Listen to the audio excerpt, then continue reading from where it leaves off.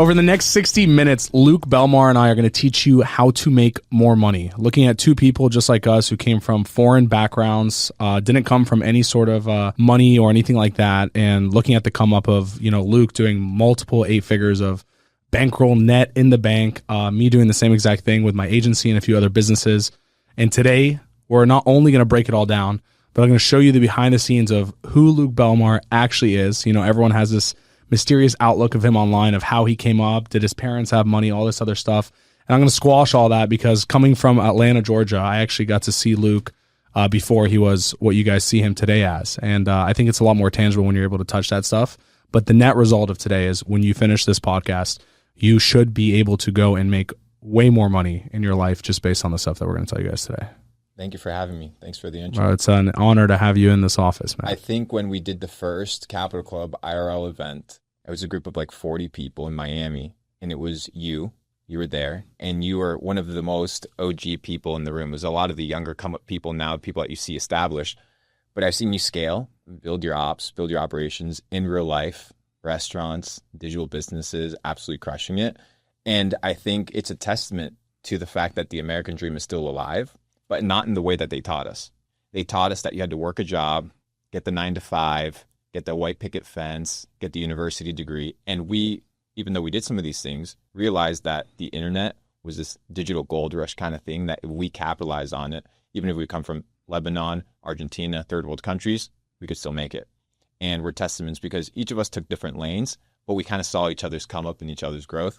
And I think the best is yet to come. So over the next 60 minutes, let's teach people how to make some money. Oh yeah, not even close. And bro, mutual respect back to you. Like I know a lot of people that make a lot of money. I've never seen someone be able to control the flow of money as easily as you can. Like I'm not going to share things on this podcast because a lot of it's private, but like seeing you snap your fingers and make deals happen that just generate insane amounts of money that other people can't even comprehend generating in their life is a skill set that like barely anyone has in this world, and you have that. I think when you see our stories online and you see people that come from nothing and actually are able to become multimillionaires, provide for their family, build family dynasty, not just taking care of your wife or your kids, but your parents and your relatives and your siblings, it becomes epic. I think it all comes down to belief. When I got started making money, I always believed that I was destined for something bigger. I didn't know what it was. It was always kind of like, you don't know what the future looks like. In the video game, you kind of unlock levels as you become a better player, but you trust that you're going to become a better player, that you can always kind of persevere the next day and the next day and the next day. And what people see today is just a cumulative effort of 10, 12, 13 years of effort that come and stem all the way back from pressure washing basketball courts, cleaning toilets, flipping wings in Buffalo Wild Wings, anything that I could do to make a living. And now we're in Atlanta. For a time I lived in Atlanta, and I told you, dude, we were going to all these restaurants selling door-to-door ManyChat bots when ManyChat was the new thing. Like that's what we were trying to do before e-com took off. And you're like, dude, we used to do the same thing. It was service-based business. Caveat, first point, if you want to make your first buck online, provide service, right? Something of value and people will pay you in return. Sweat equity, get in return cash, dollars. Everybody has time, energy, and attention. You input that into something that somebody needs, whether it's cleaning toilets, cleaning gutters, cleaning fryers, doesn't matter. You can make $1. Save up enough money, you can roll it over into something a little bit riskier. But when I got started, pressure washing basketball courts, cleaning toilets, I always knew that there would be opportunity. You just had to show up. And I just happened to show up more than other people. I'm not special. I'm not more talented. I just don't give up. Deals sometimes take me 8 months to close, but I'm there. I'm going to be perseverant. I'm going to stick to it. People stick to something for 2 weeks and then they say it's a scam because they quit. No, you're a scam. You scammed yourself out of all the potential opportunity and upside because you didn't believe. So if you believe and you input the right amount of energy and effort, anybody can replicate the life that we have. So if someone doesn't have any money and all they have is time, right? What we're both agreeing on here is find a skill, go sell that as a service to businesses, just like you and I were doing. We're knocking on doors, cold calling people, trying to sell them at the time chat automations to restaurants and shit like that, right? I was doing it to restaurants, car washes.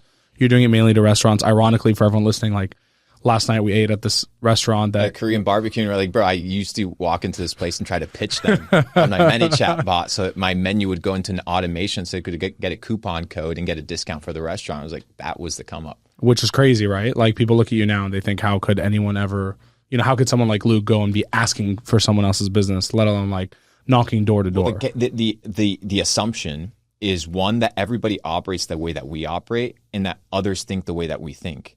And when I remove that fallacy from my framework of thinking, I realize that other people are willing and able to do insane things to gain insane results. And one of them is, usually you see it on the internet, is assuming that others have luck or that they have a special card or a special attribute that you don't. Oh, this person comes from a rich family. Oh, this person is this specific color, or this person came from this specific demographic, or they had these cards given to them when they were growing up. The internet doesn't care about any of those things. The internet democratized opportunity. It doesn't care about skin color, race, religion. It does not care. If you provide value, you get paid in proportion to the value you provide. And I think that that's the beauty that the internet has given us, is there's no more lying. The opportunity is clear for everybody. Even if you're in a third world country, dude, you have access to AI. ChatGPT has made it so easy for you to be able to provide services, copywriting, email marketing, these things that you're guys probably using in your agency to enhance your customers' experiences tenfold. I think it's super necessary. And I think people are not utilizing the tools at their disposal. And it's easier to say, I'm not at fault, right? I'm not to blame. The circumstances around me have dictated my life, versus saying I am responsible for the outcome. I heard this quote once and it says, rich and successful people, they are different. And the reason they're different is because they're willing to do the things that unsuccessful people are not willing to do. It's very simple. The equation is very simple. Imitate the people that have achieved the things that you want to imitate. I would sit with restaurant owners. I would sit with entrepreneurs. I would ask them for advice, and I would mimic these things and tweak them as I saw fit. And I think that's why you need mentors. That's why you need peers. That's why you need community. And you notice those people kind of leveling up at the same time as you. When I observe the internet and I look at people's comments, the cope, right? No pun intended for those people listening in the future.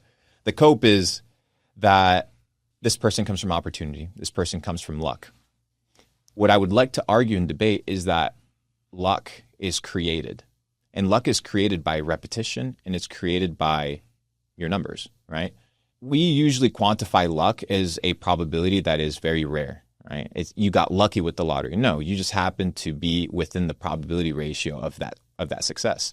So it's not that luck exists or doesn't exist, is that we can increase our luck and our probability of success by repetition, by the hours that we input. And to go back to your question is, okay, somebody wants to make money. How? Well, you can't make money if you suck. So the first thing you need to do is develop a service-based business or a skill that you can get paid for. If you suck, if you have no skills, turn off the podcast right now. The rest isn't for you. We need to work on your skill set. But if you have some sort of skill that can provide value to the marketplace and you input enough repetition in hours, you will succeed. It's inevitable. Yeah. I mean, at the end of the day, like you said, I think cope's a great word. It's easier for everyone to blame the circumstances than themselves at the end of the day. This is probably the biggest problem in all humans across the board, right? Like if someone's fat, they're not going to sit here and blame the gym or their nutrition. They're going to say my metabolism sucks. For sure. You know what I mean? I did that shit for a long time. Oh, fuck, dude, genetically my family's fat. Like our metabolism sucks. It does. Don't get me wrong. But like I can control those circumstances by just working harder than the next person does, right? And it's the same in every asset. And so like even these people that are overseas, it's pretty cool. This summer we had an event in Lebanon. We had like 4,000 people show up. And dude, there are kids in Lebanon who 3 years ago were coming to these events with us, these meetups. Kind of like, I mean, a big inspiration as part of this is you, right? I attended that Capital Club event in Miami with you the first time. And it was like kind of like one of my first exposures to like young money. Like I used to go to all these events and stuff, and it's kind of hard sometimes to quantify the possibility of you making a lot of money when you're young, For sure. when everyone in the room's 50. It's like, yeah, fucking, of course, they're 50. Have to wait 20 years in order to... Exactly, right? But sitting on that boat, seeing like a 17-year-old kid doing $2 million a month, I'm like, yo, I'm stupid. Yeah. You know what I mean? This kid's 5 years younger than me, just running circles around me financially at this point.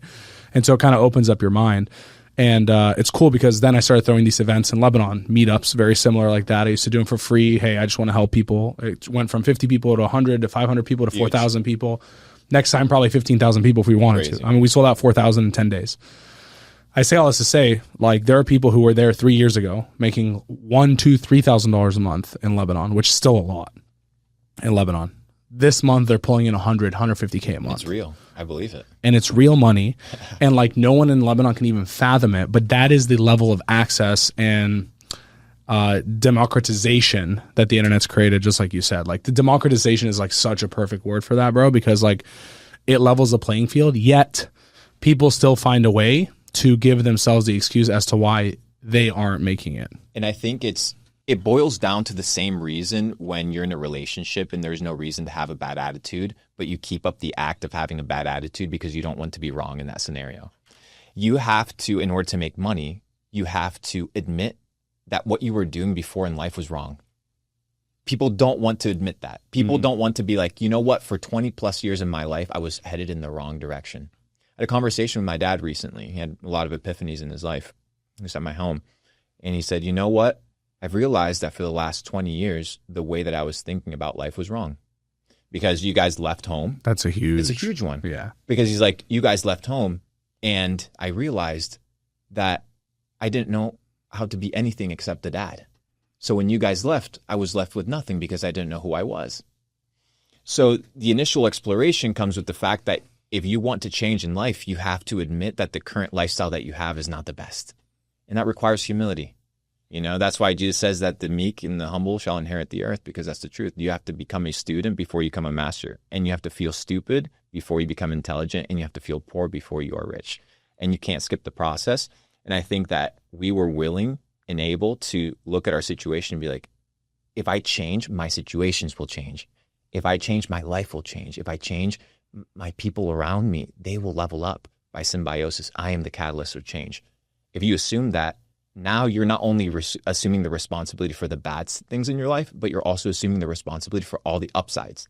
Every success is yours. Every win is yours. You earned it. You did it. You made it happen. You won.